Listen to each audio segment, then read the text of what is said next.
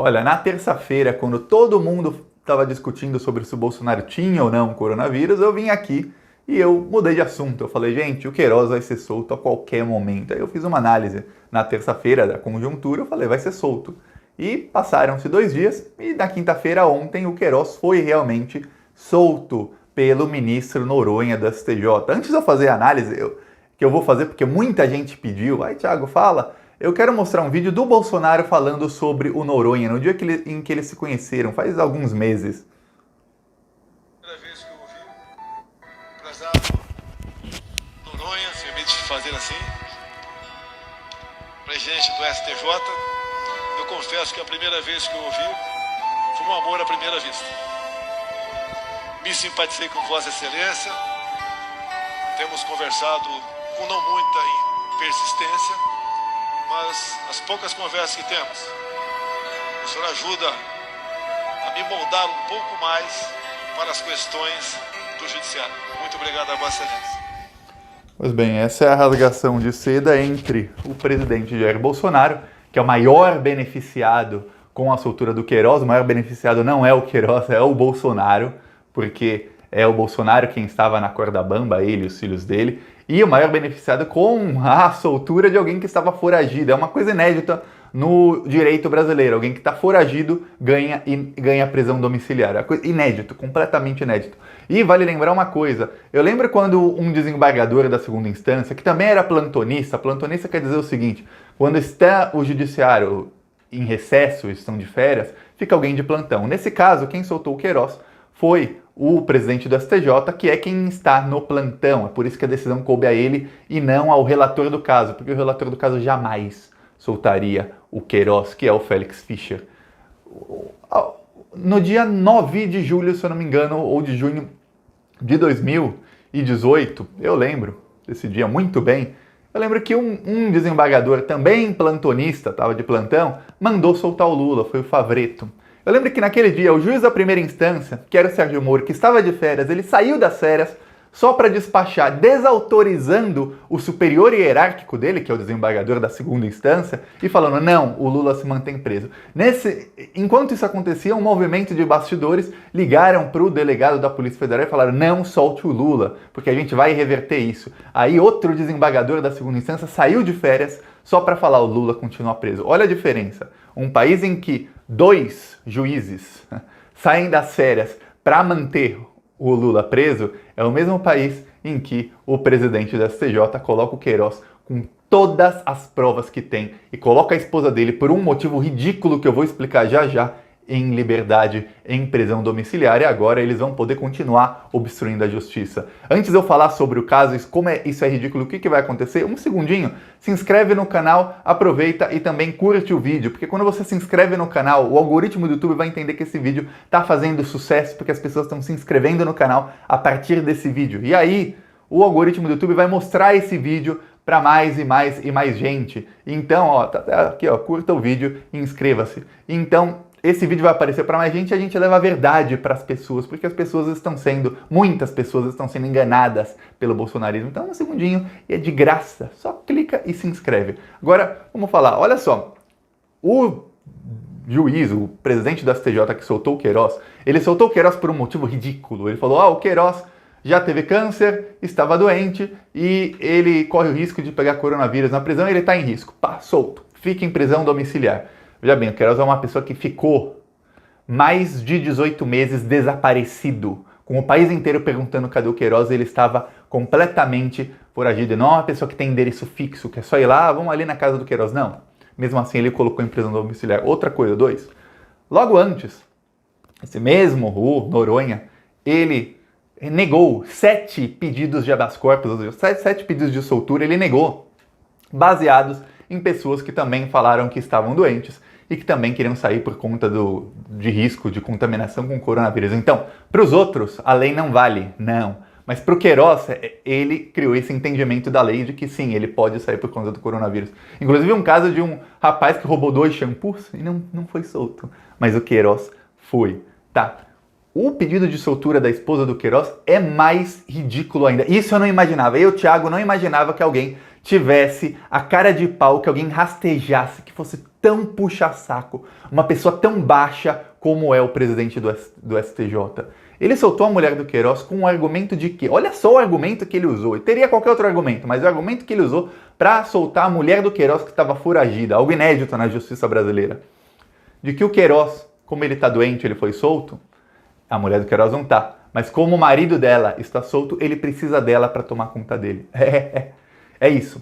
Então, ele cria um precedente de que, agora em diante, qualquer pessoa, se for seguir a decisão dele, qualquer pessoa que teve alguma doença antes, que teve câncer, que teve doença cardiovascular, ou seja, qualquer coisa que deixe a pessoa no grupo de risco, um idoso, alguém que tem mais de 65 anos, qualquer pessoa que está no grupo de risco do coronavírus pode pedir para ser solto. Mais do que isso, qualquer pessoa que possa cuidar de alguém que corra risco de pegar coronavírus algum dia, mesmo que a pessoa não esteja contaminada, também pode ser solta, porque a mulher do Queiroz, ela não está doente.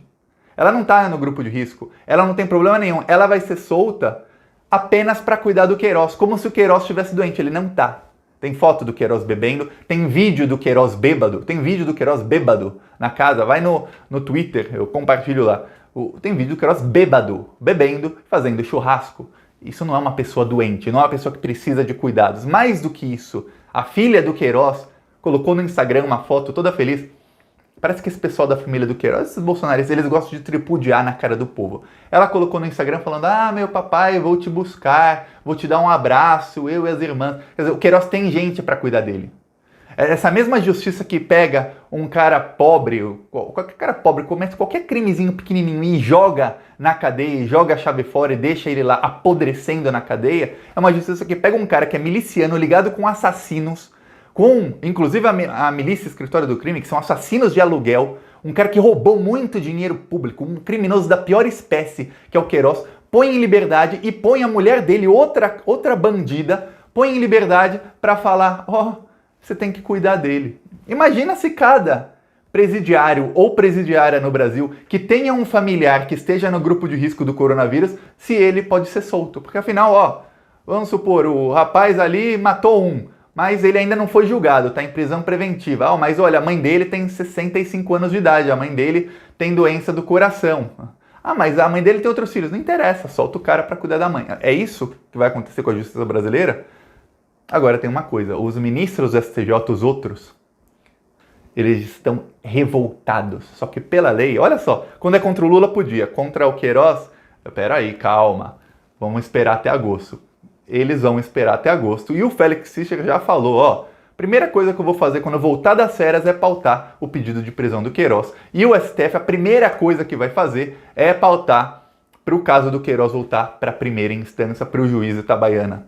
Então, o Queiroz está solto, ele ganhou aí 20 dias, 25 dias para curtir um pouco a liberdade ou para tentar fugir, para tentar obstruir a justiça, para continuar cometendo crimes. É isso que o Queiroz ganhou. Ele ganhou mais tempo para cometer crimes. É isso que esse vagabundo deu para o Queiroz e para a esposa dele, para a criminosa esposa dele. Que falou, não sei se já aconteceu enquanto eu gravo o vídeo, mas ela falou hoje, notícia de 3 horas atrás, ela disse que vai se entregar.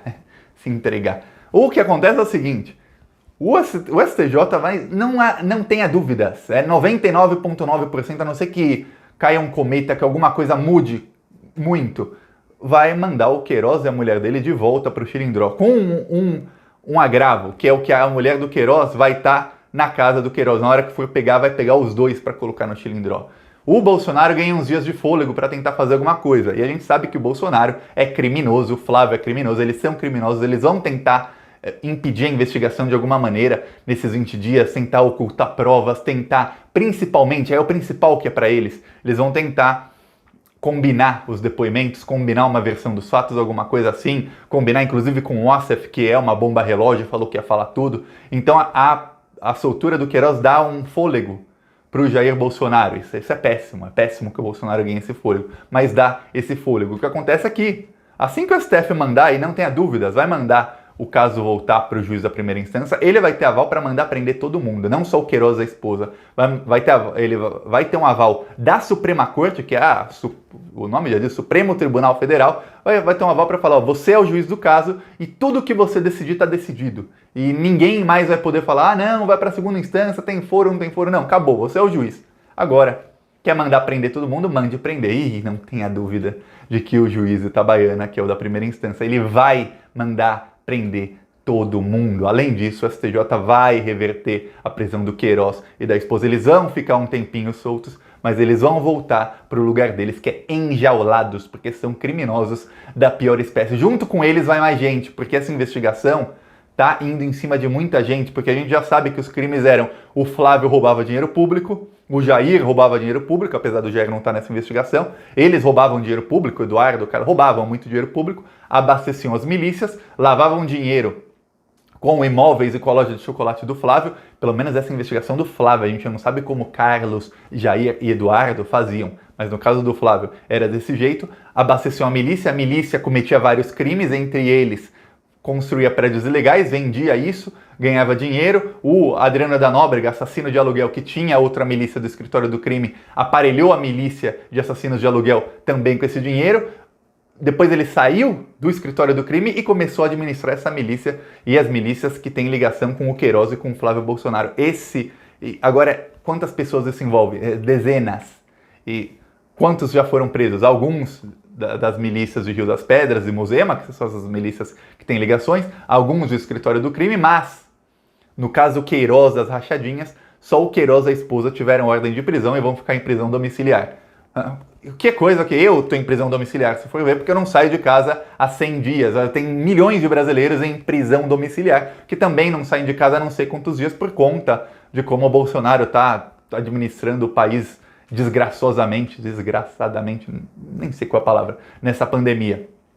Pois bem, o Queiroz vai ficar. A diferença é que eu tô aqui no meu apartamento, muita gente está nas casas deles, o Queiroz vai ficar provavelmente numa mansão, em alguma coisa muito bem paga, sabe-se lá com qual dinheiro. Mas, parte boa, enquanto o Queiroz ficar fazendo isso, a investigação continua. E os investigadores da segunda instância assinaram um termo com os investigadores da primeira instância de que os investigadores, quem descobriu todos os crimes e quem se debruçou por isso, nesse caso, nos últimos 1 ano e meio, esses investigadores, junto com os da segunda instância, vão continuar investigando.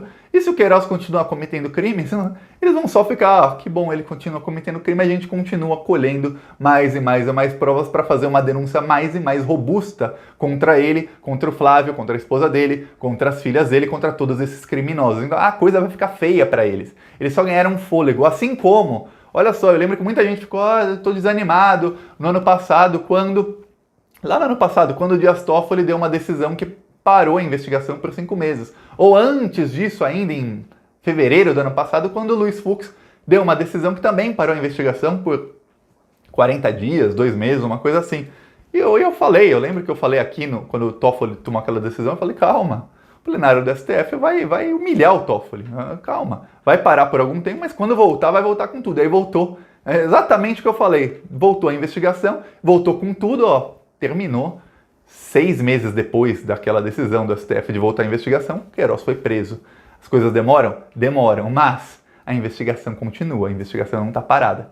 Continua, o Queiroz ele vai continuar cometendo crime, vai turbinar a denúncia contra ele, ele vai acabar preso. Flávio, vão acabar todos presos. Enquanto isso, a notícia de hoje de manhã foi que o Carlos Bolsonaro está pensando em fugir do país. Olha, vai ser uma vergonha se o STF deixar o Carlos Bolsonaro fugir.